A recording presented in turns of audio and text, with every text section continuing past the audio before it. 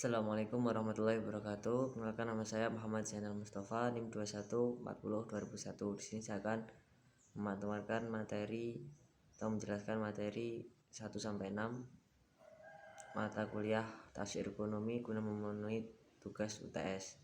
Materi yang pertama tentang jual beli, yaitu ayat Al-Qur'annya tentang jual beli dalam Quran surat Al-Baqarah ayat 275. A'udzubillahi minasyaitonirrajim. Bismillahirrahmanirrahim. Alladzina yaquluna ar-riba la yaqumuna illa kama yaqumul ladzi yatakhabbathu syaitanu minal masi. Dzalika bi annahum qalu innamal bay'u mithla ar-riba wa ahallallahu al-bay'a wa harrama ar-riba faman ja'ahu maw'izatun min rabbih fantaha falahu ma salafa wa amruhu ila Allah wa man 'ada fa ulaika ashabun nar hum fiha khalidun. Yamhaqullahu ar-riba wa yurbis shadaqati wallahu la yuhibbu kulla kafarin azim. Taqallahu adim. Yang artinya, orang-orang yang memakan riba tidak dapat berdiri melainkan seperti berdirinya orang yang kemasukan setan karena gila. Yang demikian itu karena mereka berkata bahwa jual beli sama dengan riba, padahal Allah telah menghalalkan jual beli dan mengharamkan riba. Barang siapa mendapat peringatan dari Tuhannya lalu dia berhenti, maka apa yang telah diperolehnya dahulu menjadi miliknya dan urusannya atau terserah kepada Allah. Barang siapa mengulangi, maka mereka itu penghuni neraka, kekal di dalamnya. Allah memusnahkan riba sedikit demi sedikit dan menyebutkan sedekah. Dan Allah tidak menyukai setiap orang yang berulang-ulang melakukan kekufuran dan selalu berbuat banyak dosa. Firman Allah Subhanahu wa taala, alladzi yaquluna, orang-orang yang makan atau mengambil riba. Pada ayat ini menafsirkan kata mengambil diibaratkan dengan memakan, karena maksud sebenarnya dari pengambilan riba memang untuk dimakan. Selanjutnya materi 2 tentang produksi, konsumsi, dan distribusi. Ayatnya dalam Al-Quran surat Al-Hadid ayat 25. Bismillahirrahmanirrahim. Laqad arsalna rusulana bil bayyinati wa anzalna ma'ahumul kitaba wal mizana liyaquman nasa bil qisti wa anzalna al-hadid fihi ba'sun syadidun wa manafi'u lin-nasi wa liya'lamallahu man yansuruhu wa rusuluhu bil ghaib innallaha qawiyyun aziz. Artinya, dan kami menurunkan besi yang padanya terdapat kekuatan yang hebat dan berbagai manfaat bagi manusia, dan supaya Allah mengetahui dalam kenyataan setelah mengetahuinya dalam ilmunya yang gaib siapa yang menolong agamanya dan para rasulnya, padahal Allah Subhanahu wa taala tidak dilihatnya. Sesungguhnya Allah Maha Kuat lagi Maha Perkasa. Kata anzalna atau turunkan memiliki arti menciptakan atau menampakkan sesuatu yang tadinya tidak tampak. Quraisy menyebutkan penemuan ilmu astronomi modern mengenai logam besi yang berada bumi diturunkan dari bintang-bintang di angkasa luar. Merujuk kepada tafsir Al-Muntakab, besi memiliki keistimewaan yang dapat menunjukkan peradaban manusia, merupakan logam yang paling sesuai untuk bahan senjata dan bahan baku berbagai macam industri berat dan ringan, serta termasuk zat atau komponen yang dibutuhkan oleh tumbuhan, hewan, dan manusia. Hal ini memberikan isyarat kepada manusia untuk senantiasa menggali ilmu pengetahuan dan melakukan produksi akan hal yang dimaksud secara baik untuk meningkatkan teknologi. Selanjutnya materi 3 tentang riba.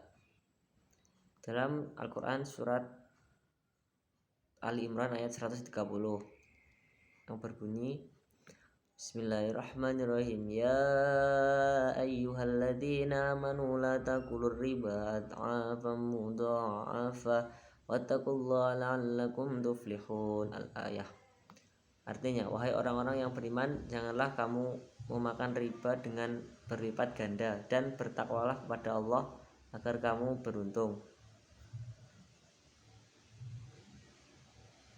Dalam surat Ali Imran tersebut dijelaskan bahwa Allah melarang orang yang beriman memakan riba yang berlipat ganda. Kata ad'afan menurut Al-Syarawi adalah sesuatu yang bertambah dengan modal pokoknya. Semisal modal pokoknya 100, maka setelah jatuh tempo ia akan, sedangkan maksud dari mudhaf jika modal, namun setelah berjalan selama setahun modal tersebut dilipat gandakan. Selanjutnya materi keempat tentang al-ijarah. Secara etimologi ijarah berasal dari kata al-ajru yang berarti al-iwadu atau ganti, dan oleh sebab itu at-thawab atau pahala dinamakan ajru atau upah. Secara terminologi ijarah berarti terdapat beberapa pendapat menurut ulama, yaitu menurut ulama Syafi'i ijarah adalah akad atas suatu kemanfaatan dengan pengganti.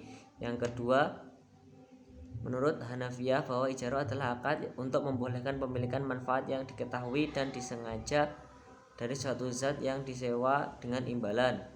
Selanjutnya, menurut Syafi'i Antonio, ijarah adalah akad pemindahan hak guna atas barang atau jasa melalui sewa tanpa diikuti dengan pemindahan kepemilikan atas barang itu sendiri. Jadi dapat disimpulkan bahwa ijarah adalah suatu akad yang berisi penukaran manfaat sesuatu dengan jalan memberikan imbalan dalam jumlah tertentu. Hal ini sama artinya dengan menjual manfaat suatu benda, bukan menjual ain dari suatu benda itu sendiri.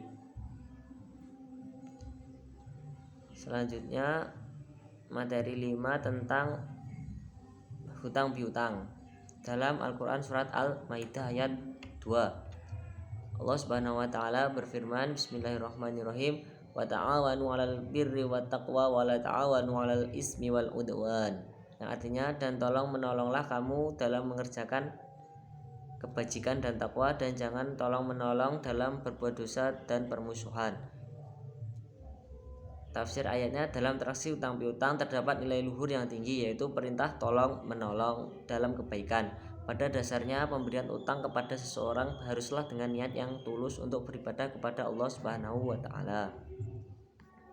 Selanjutnya materi terakhir tentang mudharabah. Ayatnya pada Quran surat Al-Muzammil ayat 20, Allah Subhanahu wa taala berfirman, Bismillahirrahmanirrahim, wa akharuna yadribuna fil ardi yabtaguna min fadlillah al-ayah. Artinya, dan dari orang-orang yang berjalan di muka bumi mencari sebagian karunia Allah Subhanahu wa taala. Penjelasan atau tafsir ayatnya, ayat di atas menjelaskan tentang perjalanan manusia di muka bumi untuk mencari sebagian karunia Allah Subhanahu wa taala yang diambil dari kata dasar yadbun,